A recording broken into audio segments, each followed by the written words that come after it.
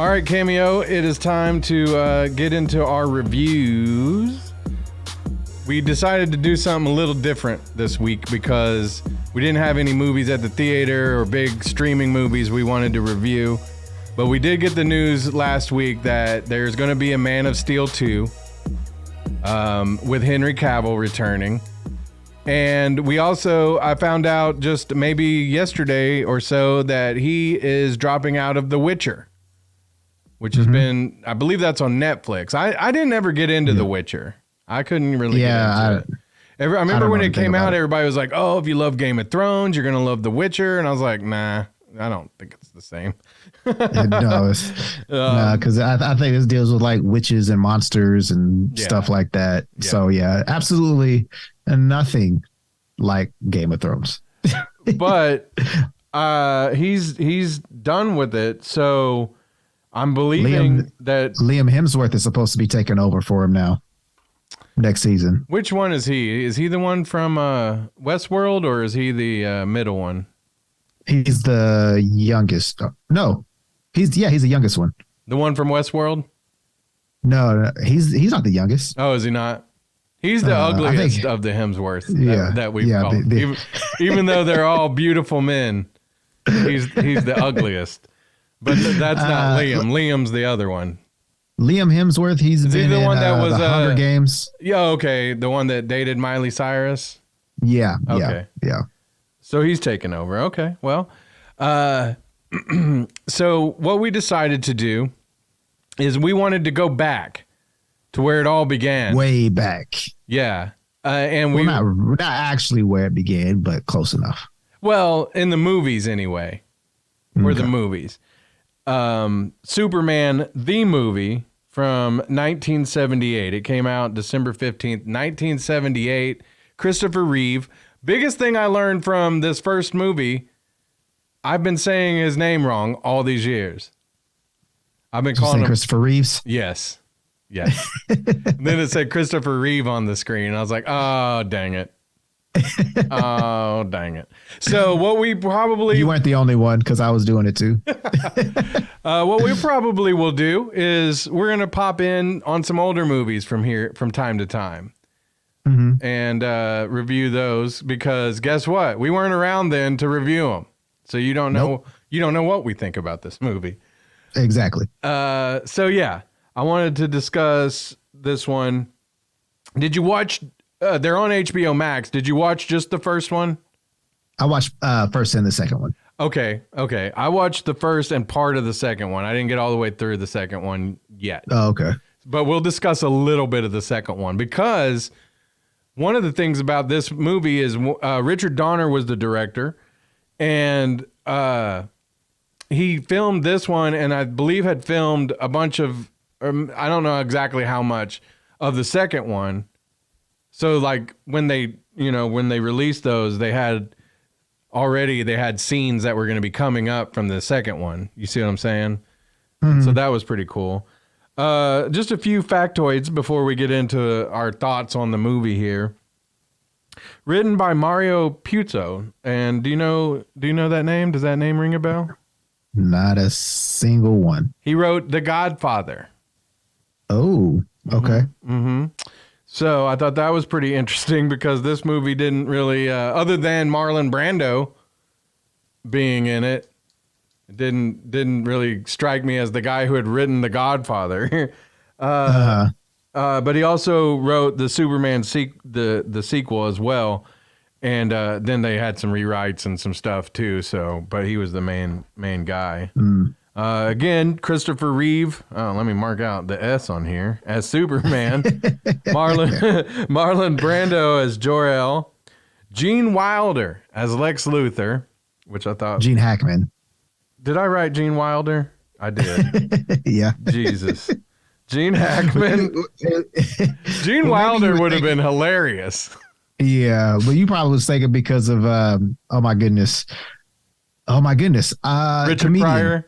Yes, maybe that's what you thought when you were talking about him when he was in the movie. Yeah, because they were always in movies together. You're right. I probably did. I was like, Superman, see no evil, hear no evil, same thing. Right.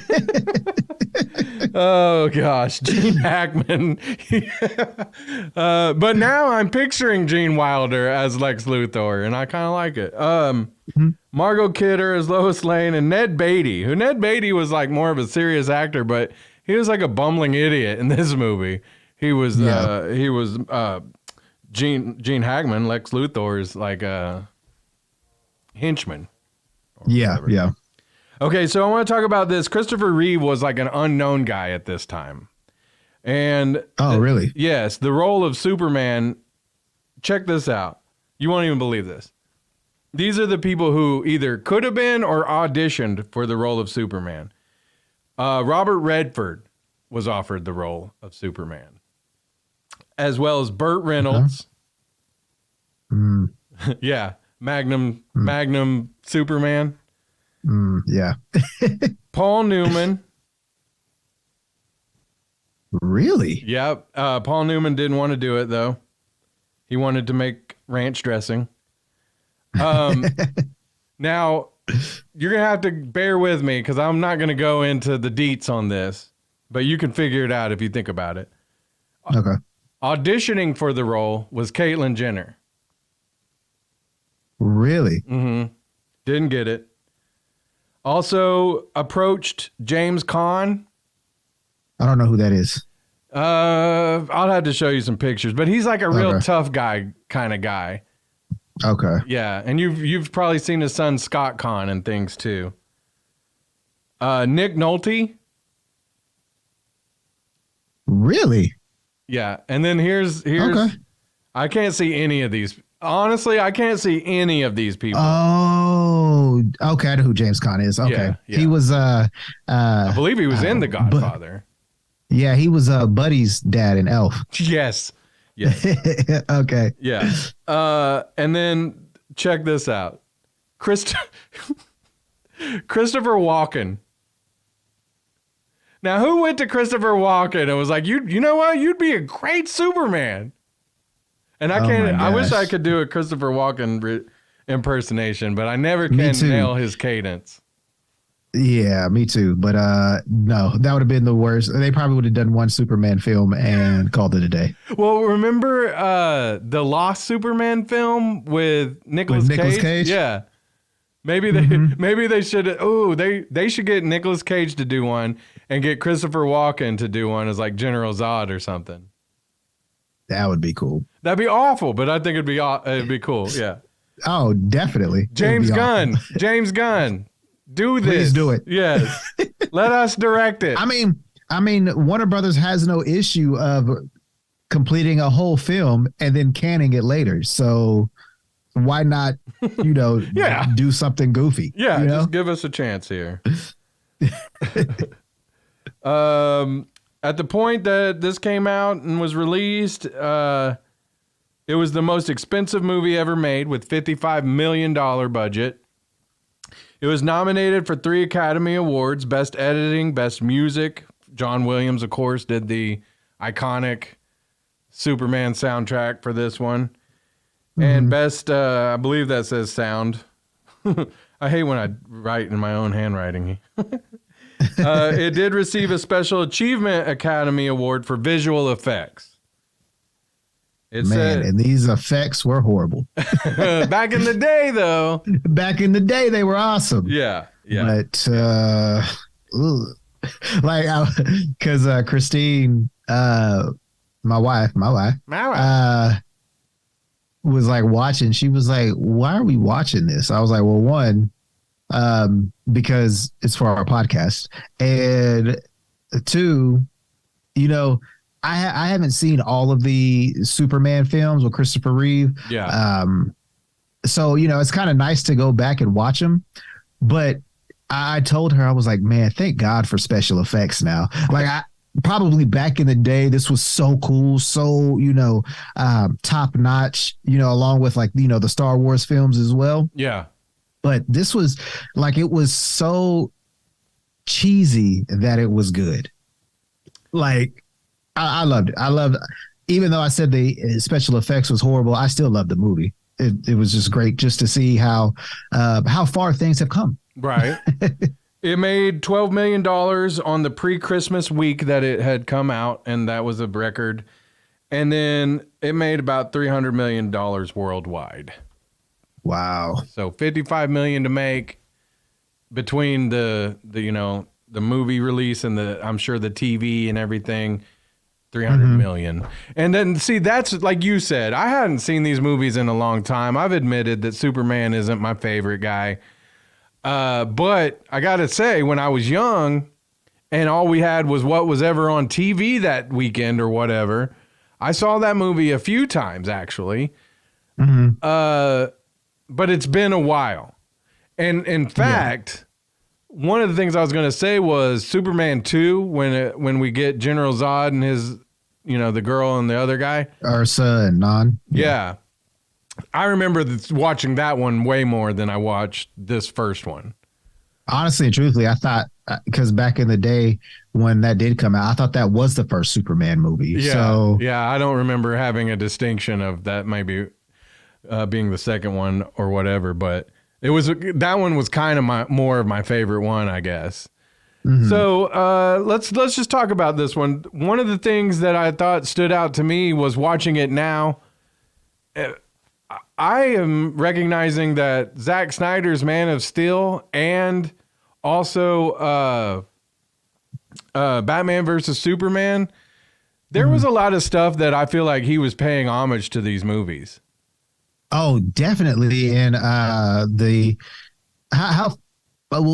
far did you get into the second one? Did you get to the fight between Zod and I got to Superman? I got to when Superman can be stupid sometimes. So he's got them all in the Fortress of Solitude and they're going to kill Lex Luthor. And like, he's like, hey, Lex Luthor, here's the plan. Let's get him over here into the molecular blah, blah, blah. And Lex Luthor's like, hey, he's going to put y'all in the molecular da-da-da and kill you. And he's like, you like, bro, you didn't expect to get. Yeah. You didn't. That's pretty much the end of the movie. But yeah, like where they were fighting in the city, I could definitely see, where not James Gunn. Wow. Zack Snyder took from that. Yeah. Especially from the neck break part too. Yeah. Because he had him in that same like headlock type deal. But I thought it was cool when he threw him through the Coca-Cola sign. We're jumping into the second movie, but we're kind of talking about both right now. Yeah. But like going back to the first one, when she falls off the building from there was like the helicopter and that reminded me of Batman versus Superman when I kind of thought that Gene Hackman's portrayal of Lex Luthor had a little more whimsy in it than I remember. Yeah. Same here. And so like, what's the guy's name that played Lex Luthor? Jesse Eisenberg. Like his performance wasn't so off as much as I thought, just based off of possibly trying to pay homage to these movies. What did you agree with that at all? Not really. I think Jesse Eisenberg tried to do something that was somewhat different.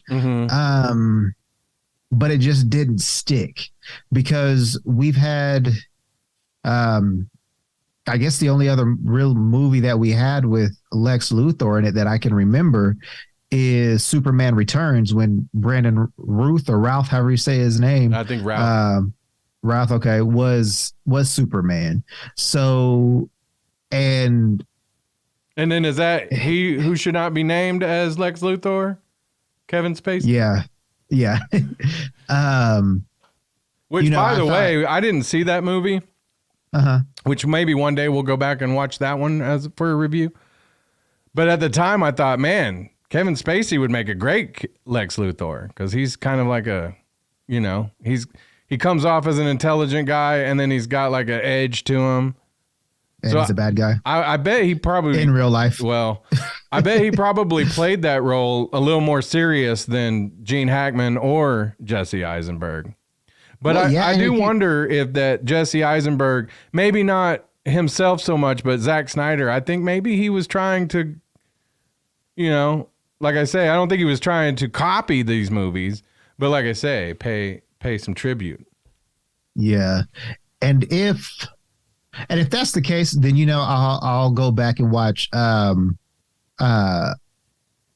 versus Superman again, and, maybe have a little bit more respect for Jesse Eisenberg.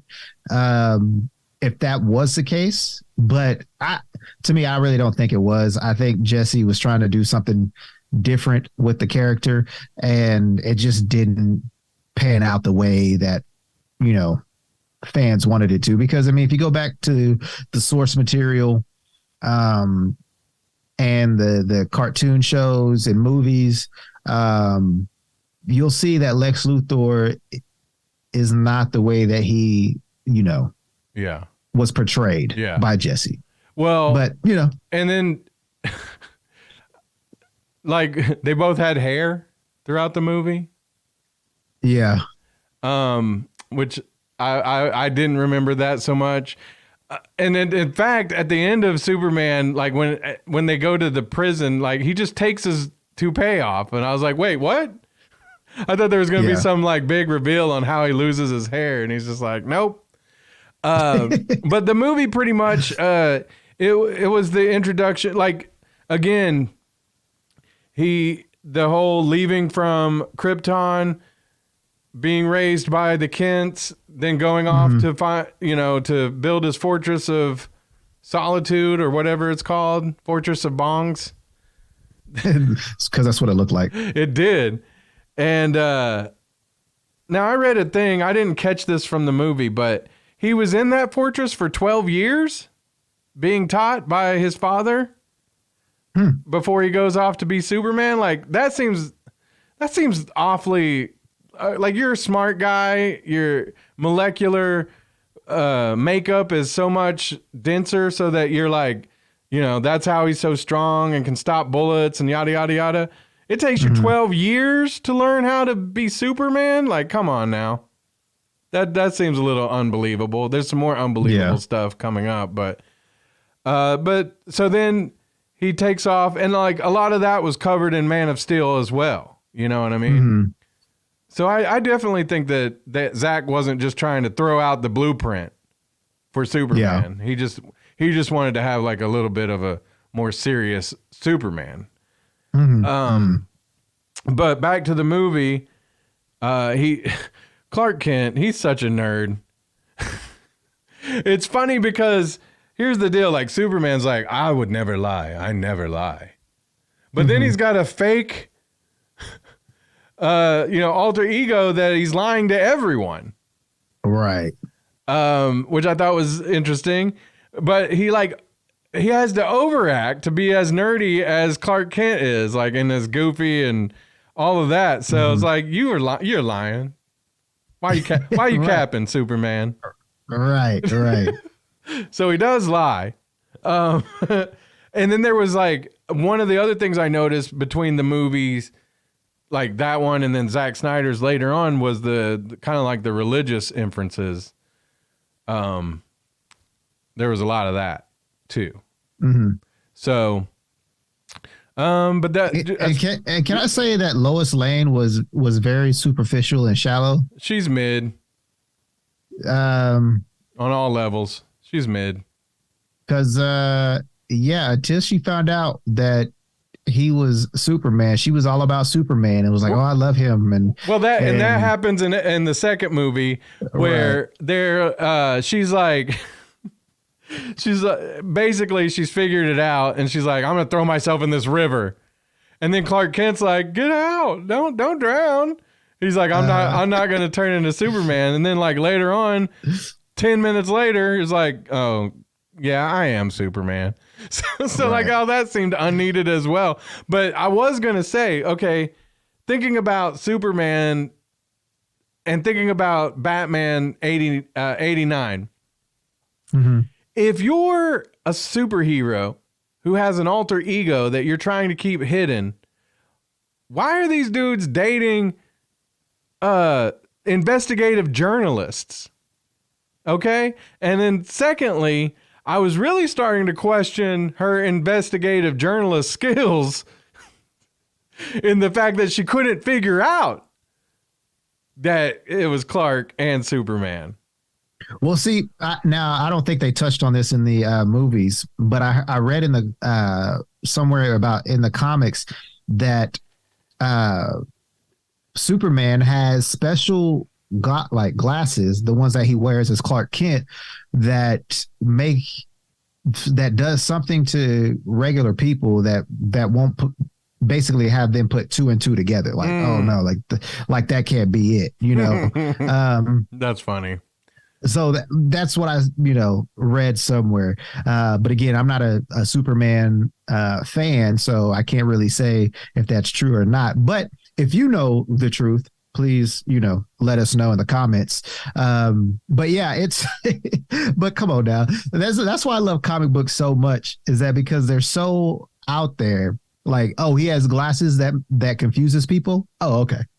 Well, I will say this. I can't remember if it was the director, producer. Somebody said that when Clark or Christopher Reeve would walk out in like the general area, catering or whatever, when he would walk out as Clark Kent in his glasses, nobody would pay attention. The women weren't like, ooh, But when he would walk out in his Superman outfit, the women would be like, oh. So shallow. Yeah, ladies are shallow. That's that's what the movie's trying to teach us. No. Exactly. No. Right. Cameo. No. But yes.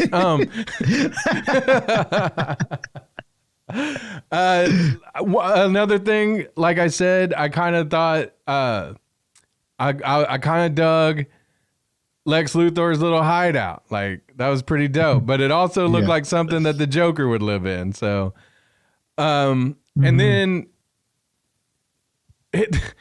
I did kind of think his impetus for like his whole thing was he wanted the best, like he wanted to own all this land and he wanted it to be oceanside. So he was going to blow up California and sink it into the ocean, and that way all his land on the other side of the San Andreas line he would own all that and be able to sell it. It's kind of stupid. Yeah. Like when you said, and I get what you were saying, because he still did it on a bigger level. Like he shot missiles all over the United States. When you said that the Lex Luthor in Batman vs. Superman wasn't that petty, I get what you're saying. He didn't have like a big, huge world domination kind of plan, but it still seemed like this Lex Luthor wasn't quite as much of an evil genius as like you see in the comics or some of the cartoons and stuff. Yeah. Like he's more of like a more corporate, I feel like, in those other, Yeah. So yeah, I thought that was, and then in the second movie, he wants to own Australia. But I did love Gene Hackman as Lex Luthor. I really did. Yeah. I really did. Yeah. So yeah, he's launching the missiles, and then so the Lex Luthor finds out, and I thought it was I didn't really get how he associated that meteorite with the Krypton and it being able to. Was that what was told to him when he found the Fortress of Solitude, or? I don't remember. Yeah. I don't remember. I thought it was kind of loosely like, just kind of like, that was a kind of, I don't know, not a well thought out plot, but it worked. It worked out okay. But he caught him and he had the kryptonite on him. But his lady friend, her parents lived in one of the places that was going to get bombed. And she told him, Lex Luthor, that, and he was like, I don't care, whatever. Right. So she tells Superman, I know that you can't lie. The only way I'm going to let you out is if you promise to save my parents. So he does. And then he goes about trying to save everybody else. And there was it was fine, but like the where he's laying on the tracks, that looks stupid. And then when we get to like Lois Lane, or not, yeah. She dies, right? And he can't get to her in time. I'm sorry. Hold on. That scream that he did. Yeah. But not even I find this plot point to be so stupid. Because, yeah, they told him don't interfere with the humans but he is so upset because she's dead. He couldn't save her, just like he couldn't save his earthly father. And so he flies around the world backwards until the world spins back a few times. And that supposedly sets time back to where she's alive and some of the other stuff's been undone. And I thought, that's enough to ruin the movie right there. Like, that is stupid. That is stupid. It was stupid. pretty bad. Because, for one, not only is it just stupid, but it kind of like negates everything that would come after that. Like, okay, if anything bad were to ever happen, why not just do that again? Because, like, in The Flash, you see where when Barry does things to affect time, there's other effects that aren't always good. There was no consequence. He just set it all back and everybody's like, yay. Right. And I hated that, to be honest. I really didn't like that. So yeah, that was pretty bad. Overall, I thought that the movie itself was probably an A-. I know people loved it, and at the time, for what it was, I know it was great, and most definitely. And I enjoyed it when I watched it, and it was meant to be kind of like a sci-fi movie with humanistic, ingredients in there too. But that time travel ending really sucked. The second movie, like I said, I don't remember. I don't believe there wasn't any time travel. I didn't finish it. So you say I'm pretty close to the end. Yeah. I think you probably have like maybe 5 or 10 minutes left. Oh, dang. I should have stuck it out. I had to go do something, but yeah, it was that one growing up was always my favorite one growing up, the second movie. And then I'm really excited. I want to watch the third one. I've heard it isn't that great, but I don't remember that one at all, but I do remember Richard Pryor being in it. So I want to go back and watch that one. Yeah. What'd you think about Superman, the movie overall? Overall, I would say an A- as well. It was kind of campy. Not used to that anymore. Like, because we don't get those kind of campy like movie, like superhero movies. Oh, sorry. Well, even ooh, there you go. I'm sorry. Excuse me. even the one that, like, I would say could kind of be considered that kind of tone with Shazam wasn't that campy either, though. Oh, no. But I mean, just for the simple fact of like the special effects, the plot of the movie, it was. I know probably at the time as a kid or even my age now back then probably would have been like, oh my God, can't wait for Superman 2 to come out if there is going to be a Superman 2. I like how they did the movies to where it was just that film. Like, you didn't have to worry about, oh man, is there going to be another Superman movie? Well, nowadays, if there isn't one, then the movie did horrible. Yeah. So, yeah, if you didn't get a sequel to a movie, even if it was a really good movie and only made for one, a one-off, basically, then it did pretty bad. But yeah, dude, like I'll say A-. I really enjoyed it. It was funny. It was goofy. And I like goofy stuff. So yeah. And mainly just because of, the flying backwards and spinning the world backwards to make time go back. I was just like, come on now. Yeah. That's ridiculous. Yeah. Like, come on now. And then none of that stuff happened. Yeah. Like, you just rewound time. So you didn't stop the actual the actual thing. Yeah. So it was just like, yeah, yeah, it was stupid. So since we talked about Superman 2 a little bit, what happens? What happens after they're in the Fortress of Solitude and Lex Luthor tries to backstab Superman? That was so stupid. Yeah. Well, I just want to talk about that part too, because it was just kind of funny. He was like, "Hey, yes, yeah, like these dudes, like he can. Okay, first of all, he can hear Lois from anywhere, like yeah." But he can't. They can't hear him. Like so. Right. Well, then the other thing too is it was like that whole fight scene was ridiculous, where I don't know what they were trying to point, whatever they were like shooting out of their fingers. Like, because as far as I know, Kryptonians don't have telepathy or anything like that. And then the whole like there's like he was stopping the whatever they were shooting out of their fingers, and then he was turning red, and then he shot it back at him, and like, oh my God, that was ridiculous. But and what was your question again? Well, I was just gonna say, how did it end up? Oh, how did it end? Yeah. So Superman gets into the molecular chamber thing.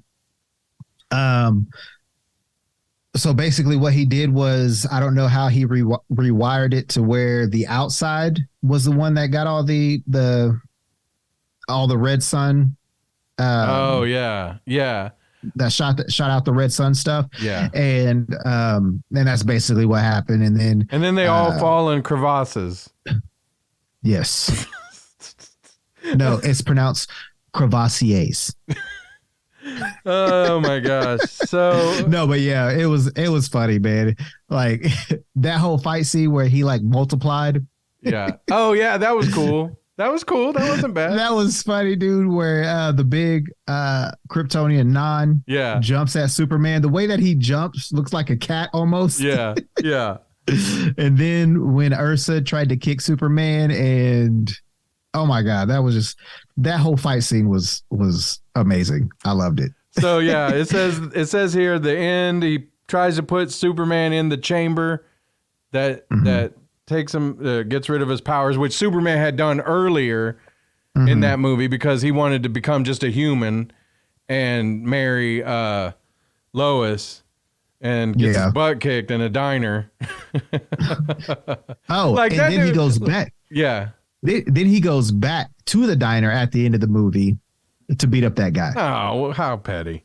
Superman's not like that. That's the funny thing. Yeah. That too, yeah. I thought that whole scene was a little odd. Like I didn't see Superman just being like, "Sir, let's step outside and fight," like. Right. But yeah, so then he had reconfigured it so it exposed them to the red sunlight. Superman was protected, and then they all get thrown or fall into crevices. It's so stupid. Yeah. So dumb. This says the next day, Clark finds Lois upset about knowing his secret, but not being able to open up to about her true feelings. They kiss. He uses his abilities to wipe her mind of the knowledge of the last few days. So that sounds like... When did he become able to wipe people's mind like the men in black? I don't know, dude. I was just like, I'm done with this movie. Yeah, and then like you said, he gets his revenge on Rocky, and then he puts the American flag back on the White House. Man. I don't remember the movie ending that stupid. And that was like one of my favorites growing up. Like I loved Zod, honestly. When I was a kid, they were my favorite. Yeah. So that probably started, looking back now, that probably started my love of the villains. Yeah. I didn't realize that was Terrence Kemp, I believe. And I just watched, before I watched Superman 2, I watched Yes Man, and he was the guy in that as well. So I thought that was pretty funny. Right on. I don't know if you heard that. That was my wife. Oh, she had something to say. Oh, I don't know what she said. All right. But yeah, so based on the ending that I didn't get to see there in the last few minutes, I'm giving that movie an A, just a regular A, even though it was my favorite one growing up. I'd still give it an A minus. I'll give it an A minus. Because I just throwing them in the crevices, like, okay. Yeah. Stupid. And then, and then mind wiping her, like, okay, in Spider-Man, the way that all happens, that makes sense, right? Right. But again, if Superman's able to wipe people's minds and turn time back, like, none of the movies make any sense after that. Like, anytime anything bad happens, he can just make you forget and turn back time. If you could turn back time, you could find another way. That song, I did not realize that song was about Superman till now. I didn't realize that either. I was this now old. This now old? Yeah. So, all right, Cameo. That's I think that's the end of the reviews here. As we all right. as we kneel to Zod here.